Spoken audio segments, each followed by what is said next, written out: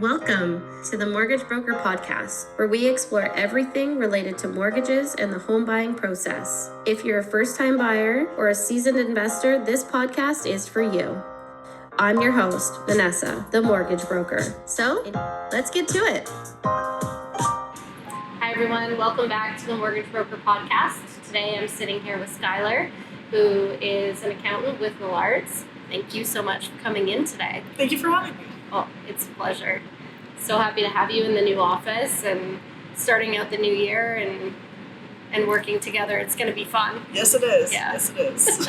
And you just got back from Grenada. That's amazing. Yeah. It was unbelievable. And it was hard to come back. Yep, especially when it's now tax season. I was going to say, yeah, you're extremely busy, and that's why we tried to catch you, at the beginning of your tax season, because after this, I know that it's going to be nearly impossible to get a hold of you. So yep, the longer or closer it gets to March and April, the longer hours I have. Nice. It's worth it though. Well, summers I can golf. We're so happy to have you here today. The biggest burning questions I think that a lot of home buyers have is, how can I effectively use, tax credits? First-time home buyers, they have a couple of different, ability to use tax credits for home buying. And then, you get into more of a conversation about how you can effectively use your taxes for investment properties. So I guess the biggest question would be, what is one thing that you wish first-time home buyers exclusively knew 6 months before going into the home buying process? Yeah, I think it's more complicated than I think most people going into that. They underestimate how, effectively working with a broker and an accountant can actually help their situation to get more money out of their accounts, and then effectively getting the house of their dreams or their first home or whatever it may be. I think one of the big things is making sure you're effectively using that first-time home buyer savings account, using their RSP and using those deductions, and then effectively saving properly for that down payment. Okay. So when you say using the deductions that are available to them, what exactly does that mean as a first-time buyer? So the RSP, you can take out of your RSP $35,000 for your first-time home buy, first-time home.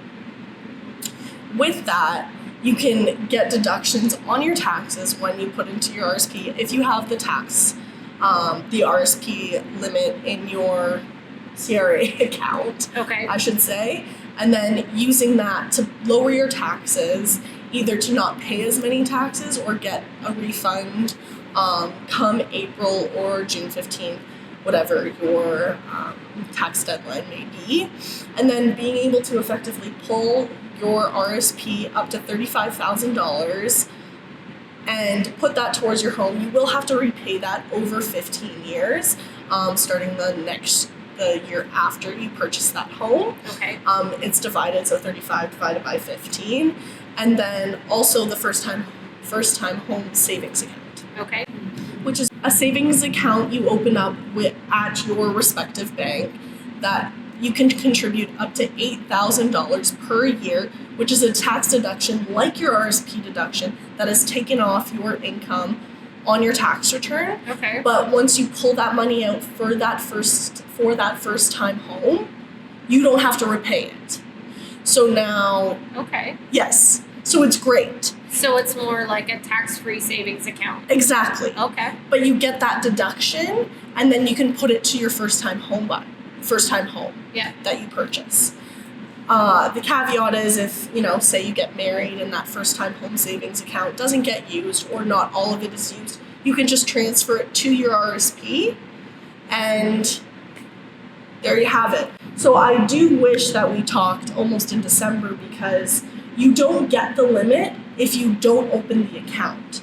So for 2023, you actually lost that $8,000 limit if you didn't open it by December 31st, 2023. Okay. So you could still say, I'm not a first-time home buyer, but if I was a first-time home buyer, I could have opened that account in December, not put the total $8,000 room in, but then put in $16,000 moving forward this year. Okay. And that can be deducted off my income tax return. So if they were to open it today, Yes. could they put 8,000 in it? Yes. They could. Yes. But they'd have That's to the wait. 2024 Okay, I see room. what you're saying. But you you'd lost. have to wait until 2025 to put another 8,000. Exactly. Okay, that makes sense. Thank you for clarifying that. No worries. You know, taxes. We both kind of work with numbers all day, every day, and so the reason that I wanted to have you on here to talk about these things is because I go through some of these exercises almost daily with some of my clients. Yeah. But there's so many like tips and tricks and ways to deduct income, ways to inflate your income if you need to, and like those are the bits and pieces that I don't know all of the nuances about. And that's why you hire an accountant along with your broker, is to be able to, I can help you with the taxes. No, I can't help you get the best rate. I can't help you get the loan. But we can work together on a plan of how do we get your income to a certain level. If you have a corporation, maybe we have to pull out more for your salary to show income. Sometimes with mortgages, it doesn't matter if it's in the corporation or the personal taxes. That's why you hire both of us, because we're specialized in our respective fields. Yeah. And this has been an ongoing message throughout the course of the podcast that I've been doing with a number of different people that are specialized in different areas, is you have to build a team because nobody's going to do it for you. Absolutely. So, like, I can't give you all of the tax information. I need, I'm going to refer you to Skylar. And I can't give you all of the information about what you should and shouldn't put into your offer of purchase. I'm going to go to Aaron McIntyre from House & Co. for that. Well, and the same thing for me. I can't help you get a loan. I don't know the ins and outs of it. That's why I'm going to send them to you in order for you to help them. And then we work as a team so they know we're working together. We're not working against each other. Your accountant is not going to fight with your broker. We're trying to make the best decision for your future. Well, and ultimately, it's a win for the client because they've been taken care of by not just one professional, but a number of people who all have their interests. Yeah, and just working as a team. Like, you want a team surrounding you, especially moving forward. So when they buy their second house or whatever that is, or, starting a corporation, needing loans and stuff like that you can offer, we're working together and we'll be with you, for 30 years. We're not, 60-year-olds ready to retire. I always tell clients, I'm like, get ready because you're going to get sick of me at some point. You're not going anywhere else. Literally. Like you're stuck with me. You are my client, yeah. I mean, I will keep calling you until you tell me you don't want to talk to me anymore, but I mean, that doesn't happen very often, so I think we're okay. I'm definitely the accountant that will, follow up too many times, and they're like, I understand you're, helping me, but, follow up in a month, and I'm like, okay. Yeah, but you know what? Sometimes you need that kick in the pants. Yeah, reminders a better way to say it. Reminders are good. Everybody just needs a little bit of a nudge here and there. Because they have full intention of getting something done or, wanting to proceed with something. But when you're doing daily life and it kind of gets in the way, it's like, oh yeah, well, I'll do that next week. And then next week comes, it's like, no, you need a little bit of a reminder. I also think with taxes and, say, mortgages, you want to find someone that you are comfortable having those hard conversations with, because tax and mortgages is just can be really embarrassing, tough. My parents' generation, you didn't talk about it. No. So it's a whole new thing, and being able to be comfortable with your mortgage broker, with your tax specialist, and being like, I don't know what to do, please help me. That's the best thing you can do. And just making sure you find that person that you're comfortable having those hard conversations with, because too bad when you can't find someone you're comfortable having those conversations and then you put it off. Right. Make sure you find those respective people that you are comfortable talking to, because we're only doing this in your best interest at the end of the day. No, and that makes sense. One thing about the process that I use when I'm onboarding new clients, or even when I'm still speaking with clients that I've had for years, I don't just send everything out by email or text or and maybe this is the next generation, but I love still picking up the phone, hearing a voice, because there's so much context that you can miss in a text or an email. But when you're talking to someone on the phone and you can tell that they're hesitating, they don't want to tell you something, you kind of coax them out of it. Absolutely. Give them that comfort of like, I'm here. You can never give me too much information. Yeah. The more information I know, the more that I can make a plan for you and be your advocate. Absolutely. Because that's what I'm here to do. Absolutely. And I think one thing that I love is setting up Teams calls. And that's the great thing with, our generation, where we're so technologically savvy. You don't have to see me in person, but let's actually have a face-to-face conversation. So you know what I look like. It makes it a little bit more personal. Yeah. And then, no, you don't have to be in Brantford to come talk to us. Absolutely. You could be in Ottawa. I have clients all over the country. But knowing that I can still see you face-to-face, it does make the whole, more personal than just that email where you're taking things way harsher than you should. And then they don't tell you to bugger off right away when you keep sending those reminders, because they're like, oh, she was nice to me. Or I'll try and, put in a wink once in a while. Just kidding, I don't do that. Winky face emojis. So we were talking about RSPs and the first home savings account. I keep wanting to say first time buyer because that is what it is. That it's springtime, right? And that's the momentum of what's kind of happening right now in the market. What is an RSP? Because I think if people understand the difference between an RSP and a first home savings account, that would be the first step. Both of them are savings accounts. At the end of the day, you are saving money for your retirement or your next home, or first home, should I say.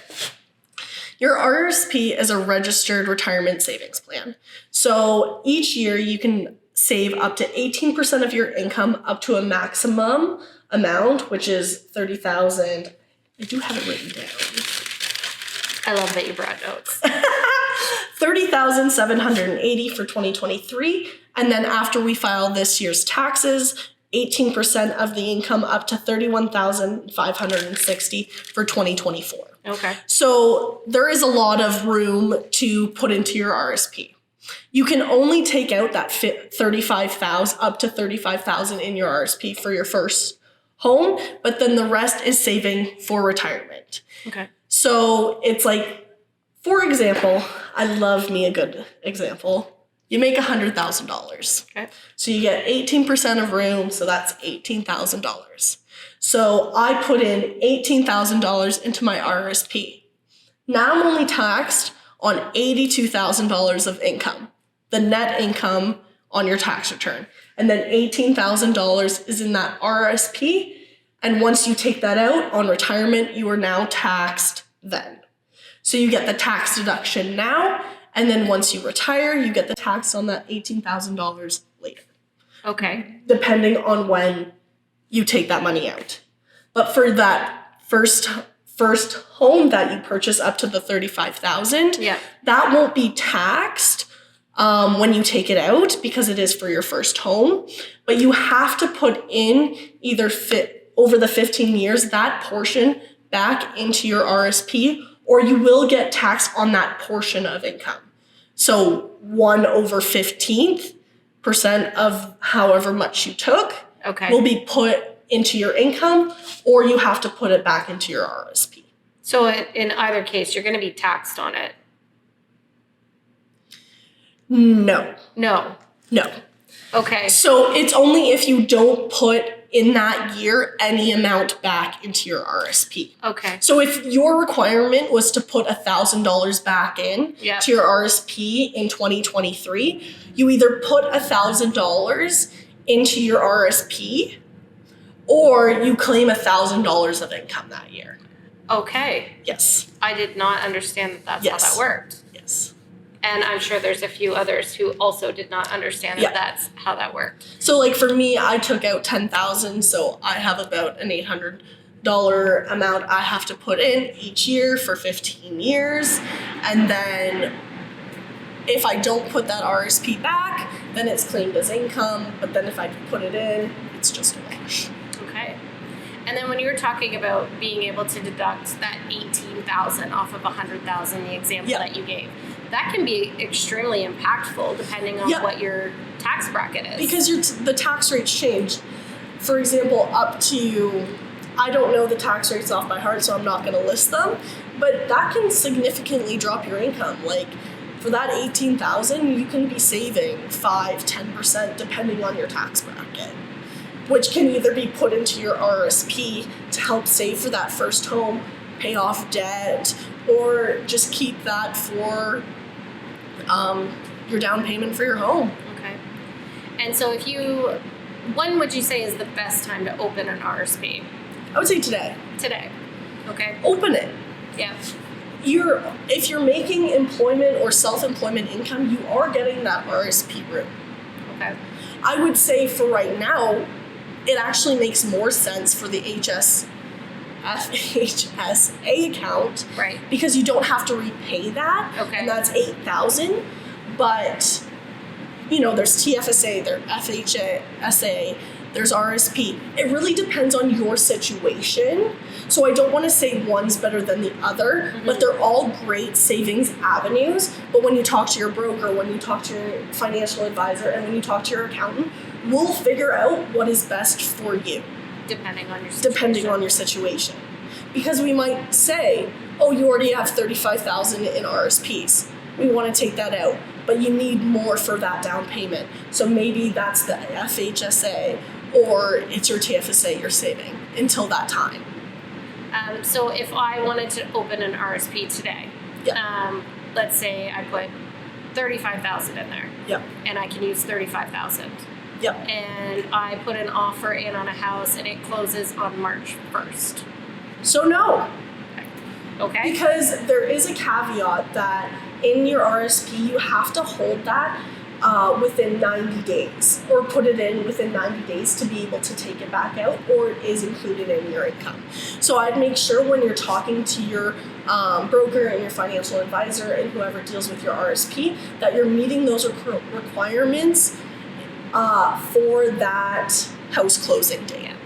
And I have had clients that have had to actually move their closing date because they thought, oh, well, it's only like 6 days earlier than the 90 days. And it's like there are no exceptions granted there isn't. In any case. So if you're putting money in an RSP and you plan on using it for the purpose of buying a home, make sure it's in there at minimum 90 days because there are 0 exceptions. If you are doing this all yourself, make sure you're verifying what you're being told. And hey, my friend told me this, and you do it, make sure it's from a reputable source. There's so many times my clients will message me, hey, so-and-so did this, and they saved 50 grand or whatever it may be. And half the time, it's wrong, or they're interpreting it wrong, and misinformation with taxes and mortgages is so prevalent nowadays, especially with TikTok and Instagram, where people that don't have the qualifications tells you this information. You want to make sure you are talking to your accountant, your broker, your financial advisor, because they are the people that know it or have done enough schooling for it that they know what they're talking about, and they are trusted sources. Well, and I get a lot of that too. Like, oh, my buddy down the street or my cousin or my neighbor, they got this mortgage or they got this rate. That's like, your situation is completely different. Yep. And Also, I'd like to see the commitment letter, but that's a whole different topic. But with the TikTok and the social media, and anybody can go out there and they can say anything about accounting, mortgages, and or what they can write off. Who's fact checking it, right? Well, and that's the thing. Being a tax specialist, I'm actually not going to go on TikTok and say anything about taxes, because it depends on your situation. Tax laws change every single day. For example, I, a couple years ago, did a presentation on taxes. That afternoon, the tax law changed, and I presented, and someone was like, "Didn't that just change an hour ago?" And I didn't know, because I was practicing my presentation. So you just have to, you don't want to put that out there and it not be right, because things change so frequently. We stay so up to date. Yeah. Watching a TikTok even 5 months ago might be outdated. Oh, 100% it is. 100%. And then, do you know they're in the same country as you? No. Because a lot of the time I get something that you can do in the US, but you cannot do in Canada. And they're like, "Hey, I saw my friend could write off a $150,000 car." Well, no, that's a TikTok, and that's an IRS issue. Yeah. Not a Canada. Canada is completely different. You need to make sure you're even in the same country as the person giving you this information. It's the same thing. Our rules are always changing. Yep. We're not just dealing with the Bank of Canada. We're dealing with policy changes with each and every lender, especially in the market and the landscape that we've seen in the last 2 years. I don't know about you, but these last 2 years for the market with real estate has been challenging. I mean, there's been a lot of really tough conversations, and in a lot of cases, I've been saying you need to speak to your accountant, especially on rentals. There's been, they've taken a variable rate initially because it looked really sexy at the time. Yep. They were going to make a ton of money because the renters were paying X dollars and their expenses were X dollars. And, in this last year, we've seen deficits where they're actually having to come up with the difference in the funds. And, is it better for them to sell it, or is it better for, and, that's a question for your accountant. No, totally. And I think just knowing the deductions you can have, what each option would be, say sell versus running a deficit for a few years, what does that look like? What can we do to save you tax? Or, working with you, figuring out what the best option is. And that's why you talk to someone that's specialized in that field to be able to help you with those rentals, because I've seen it before where people go loss year after year after year, and at some point Siri's going to be like, "Why aren't you making any income on this property?" Right. So we really want to make sure we're doing the right deductions, claiming the right amount of income, and doing everything properly for the CRA. Yeah. And doing it yourself may be fine, but do you know all the deductions that you can get? Are you claiming all the income that you are required to report? All those intricacies, maybe there are benefits that you don't even know you qualify for. There's a lot of things that us as professionals know that we can do, and if you know them, great, but most people don't. Well, I think that's why we're here today, right? To talk about, you've been in the industry for quite a while now. You're a tax specialist. If I'm not mistaken, you've gone above that. You have a certification of... Yeah, so I'm a CPA, so I'm a designated CPA. I've been designated for 5 years, and then I took a 3-year tax course, which is called the In-Depth of Taxation. Finished in July, finally. Congratulations. But it makes me a tax specialist. So I'm someone who, when you're selling a business, when you're merging, or an acquisition that you're getting, even, simple tax planning, I'm the person to go for those specialized tax services. Okay. And so you would help, I guess, individuals too who are maybe like sole proprietor currently, and what that would look like if they were to incorporate. Absolutely. So those are my bread and butter clients where I'm still starting out per se and making a name for myself. So, hey, you join with me and you'll be stuck with me for hopefully 35 years. If I can retire before that, I will. But so, working with those people that are looking to incorporate even, the estate planning and succession planning of your corporation if you already have one. Yep. Those are the bread and butter clients that I can really effectively help save you taxes depending on when you want to save taxes. Is that a short-term save taxes? Is that like a medium term, say 10 to 15 years? Or is that I want to save all the taxes for when I retire? So we make that plan and that specialized plan for you depending on your situation and your needs as an individual. But I think that's another spot where it gets a little bit dangerous because, I should just incorporate because I'm going to pay less tax. And I think that's it's not that it can't happen.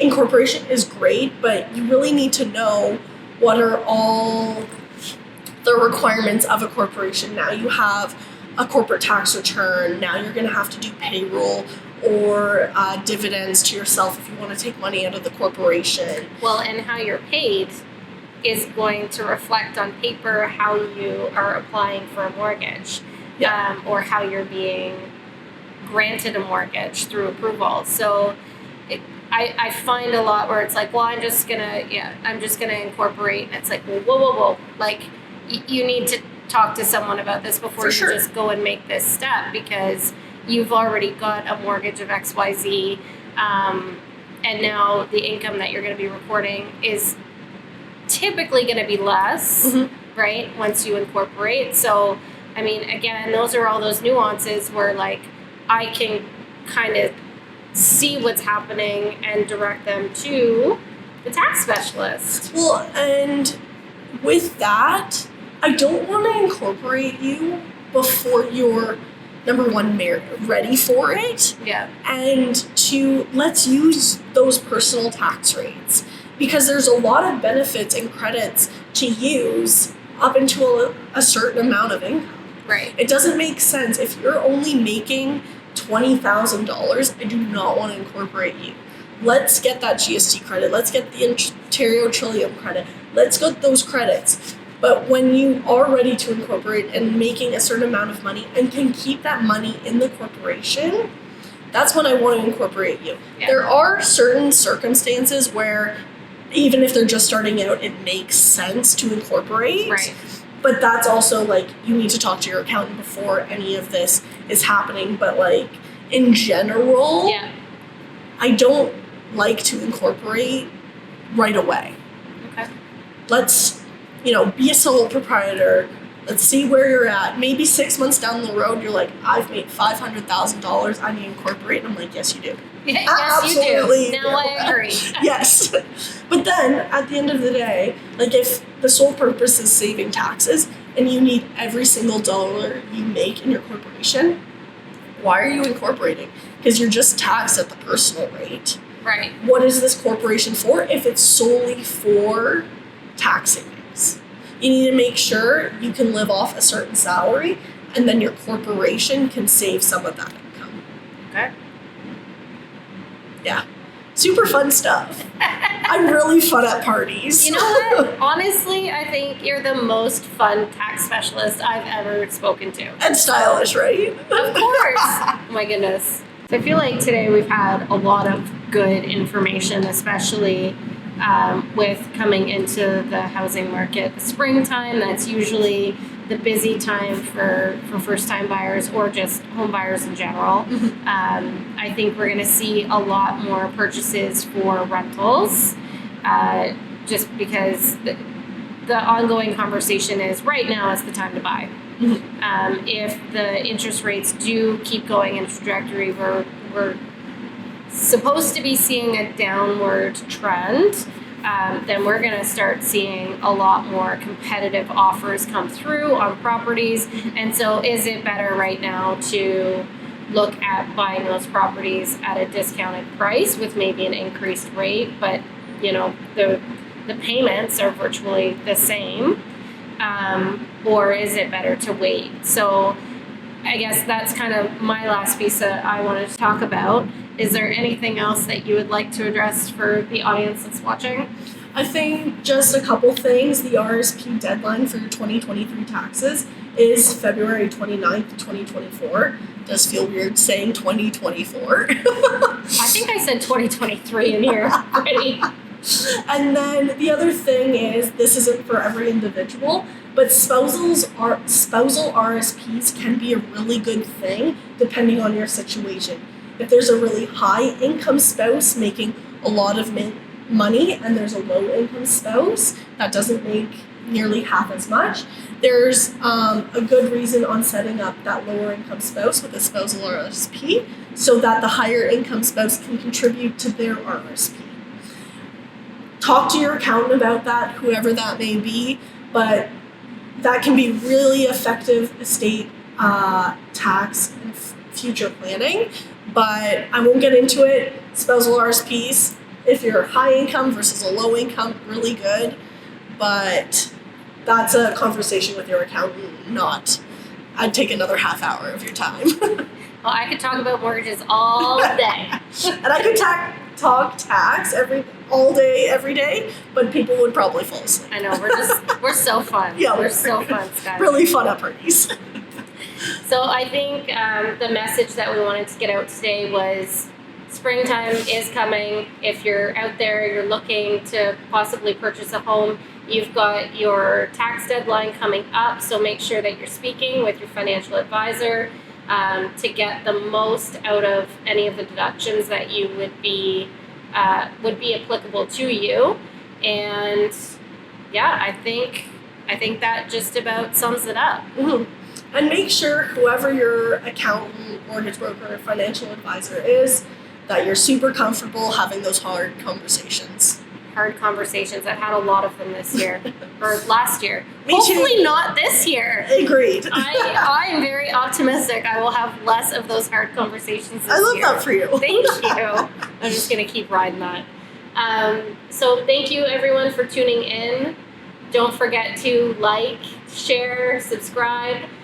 We have more coming for you, and a couple of seminars coming up. I won't say more about that just yet, but it's pretty exciting, and there's a lot of collaboration happening, which is great for the community. Thanks. Woo, woo, go team!